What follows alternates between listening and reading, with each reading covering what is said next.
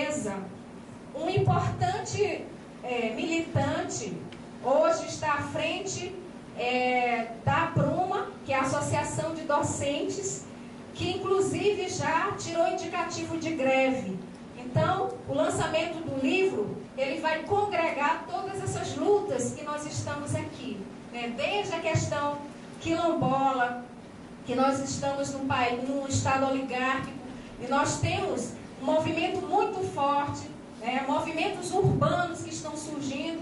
Então, vem coroar e alimentar exatamente a nossa realidade social, que precisamos de militantes, sermos militantes, analisando a nossa realidade social concreta. E eu queria chamar o professor Vilemar, presidente da APRUMA, também intelectual, né? Doutor Vilemar.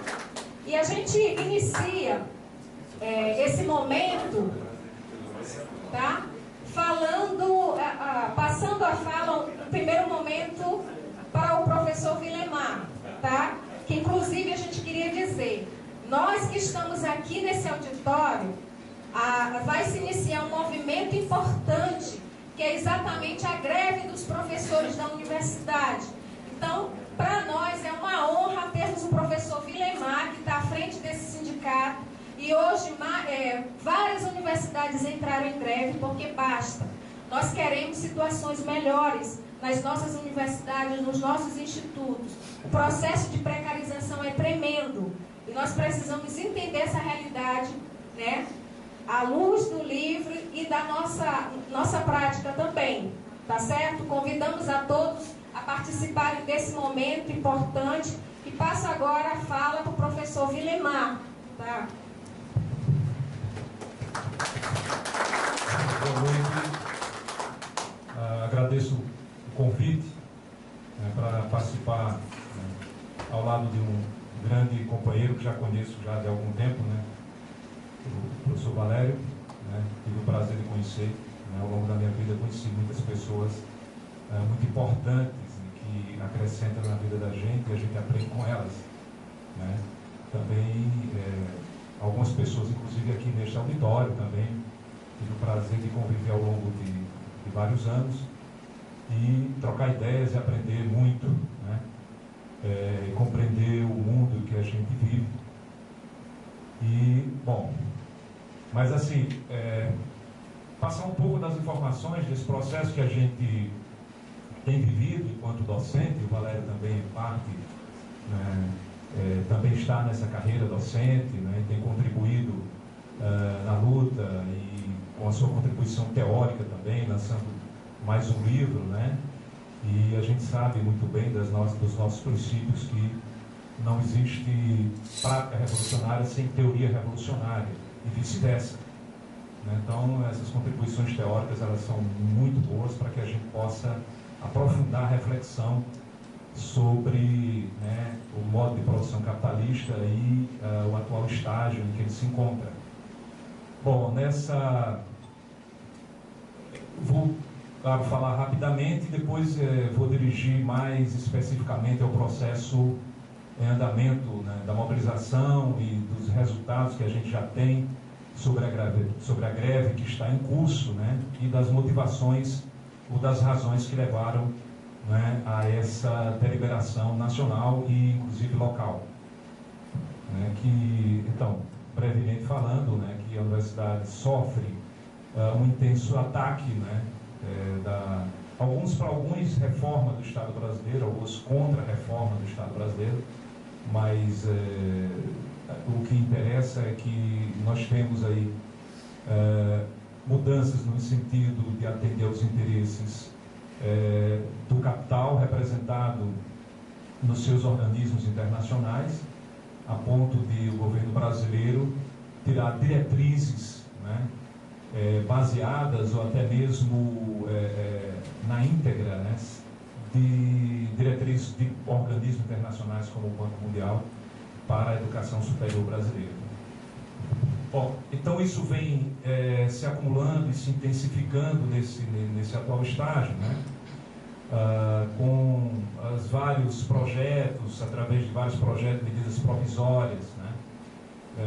que tem resultado numa lógica de, por exemplo, aumentar uma lógica empresarial do produtivismo acadêmico, por exemplo, né? Isso vem de uma lógica de mercado de que a produtividade é importante e para a competitividade. E termina isso contaminando o meio acadêmico a ponto de nós termos aí mudanças na nossa carreira que vão no sentido de implementar e de aprofundar essa lógica produtivista, né? Critérios de progressão na carreira que privilegia a produtividade, né? E com alguns projetos que sobrecarregam o nosso trabalho, desvaloriza a nossa carreira. E vamos pegar um período aí de 2010, porque minha participação pretendo fazer em 15 minutos. Então vamos pegar um período de 2010 em que o nosso Sindicato Nacional, o ANDES, e nós como a Pruma, que somos uma parte desse Sindicato Nacional, vimos sofrendo a intensificação exatamente da sobrecarga de trabalho, das mudanças na carreira, no sentido, por exemplo, de tentativas de esticar a carreira, cortes na carreira a ponto de exigências que só alguns poucos conseguem passar, dependendo da instituição. A realidade na UFMA, muitos professores ficaram estagnados em determinado nível da carreira porque criou-se, por exemplo, uma classe que exige, né, o título de doutor, critérios de produtividade extremamente agravados, a ponto de professores sem nenhuma perspectiva já há 10 anos, né, uma determinada classe, e dali não tem nenhuma perspectiva e continua desenvolvendo o seu trabalho, mas sem nenhuma perspectiva de progressão na carreira. Bom, várias distorções nós temos na carreira atual. E aí houve um debate dentro do nosso Sindicato Nacional, no sentido de amadurecer uma proposta de carreira, de reestruturação da nossa carreira. Esse é, inclusive, o ponto essencial hoje da nossa pauta da greve que está em curso, de reestruturação da carreira, que colocasse, unificasse as carreiras dentro das instituições federais de ensino superior, uma vez que existem a carreira do ensino básico tecnológico e a carreira do magistério superior. E nós elaboramos, né, nas instâncias do nosso sindicato, uma proposta de carreira única, por entendermos que os professores que estão no ensino básico também têm um trabalho tão importante quanto os professores que estão na carreira do magistério superior. Então, nesse sentido, a gente elaborou uma proposta de unificar essas duas carreiras e de colocar um cargo único. E isso foi aprovado num dos nossos congressos e foi levado para o governo como um dos pontos centrais. A gente sabe das limitações de uma greve.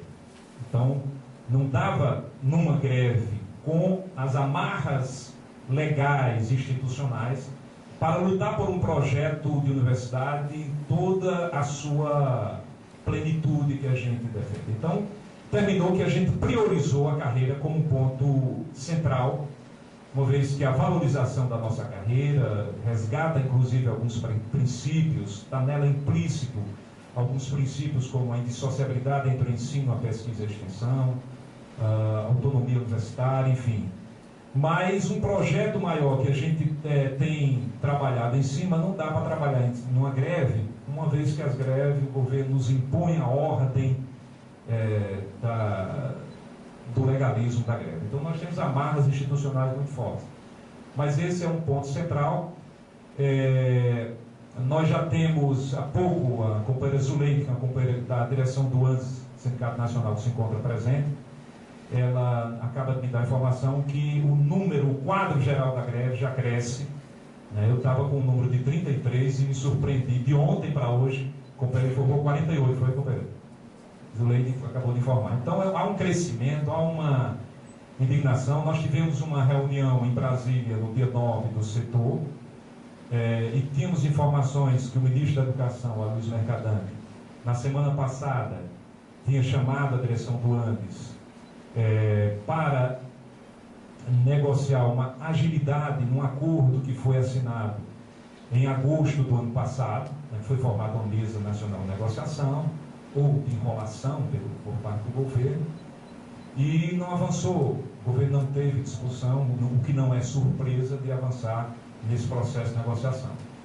Mas, com várias divergências no interior do Andes, foi assinado um acordo insuficiente, mas que estava nesse acordo o fechamento de um projeto de carreira. Então, por conta do entendimento, né, de que não havia um cumprimento na totalidade do acordo e também dentro do prazo, nós deliberamos por uma greve nacional. Aqui na Pruma nós tivemos, surpreendentemente, eu digo surpreendentemente porque das assembleias anteriores tínhamos números reduzidos de professores e professoras, mas nós fizemos duas últimas assembleias com 70 e 80 professores, respectivamente. Uma para deliberar o indicativo e a outra para deflagrar a greve. Então nós estamos num processo, há uma indignação generalizada na carreira docente, e que há um ataque brutal à universidade. O Valério vai trabalhar, né, melhor do que eu, em que contexto está esse ataque à universidade, ataque à educação superior, né?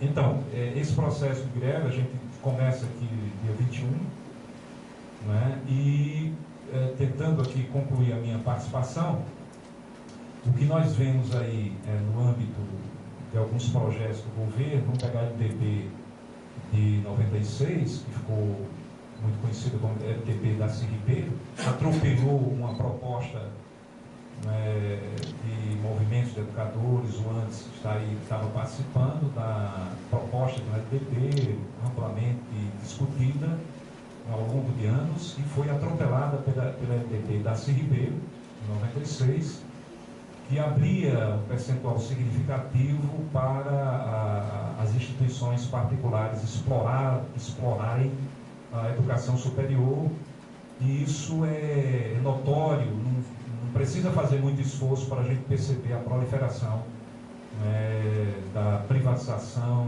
né, do ensino privado, da privatização do ensino superior, né, com essa propaganda que está aí estampada por todas as esquinas, e, né, uma propaganda bastante ostensiva desse ataque à educação pública e gratuita, né? E enquanto isso os recursos para a universidade, né, o financiamento da universidade pública e gratuita fica a cada ano bastante comprometido, né? E num conjunto de medidas, o PNE também vai na mesma direção, enfim, onde você vai ver as propostas que vêm do governo, iniciativa do governo, quer seja no PNE, quer seja, vai no mesmo sentido, né? No cumprimento de metas para a educação, e, enfim, é um conjunto de coisas que a gente entende como é que vive a universidade pública brasileira. Então, eu encerro, portanto, nesse momento, e parabéns ao PSTU pela promoção, né, desse lançamento com a presença do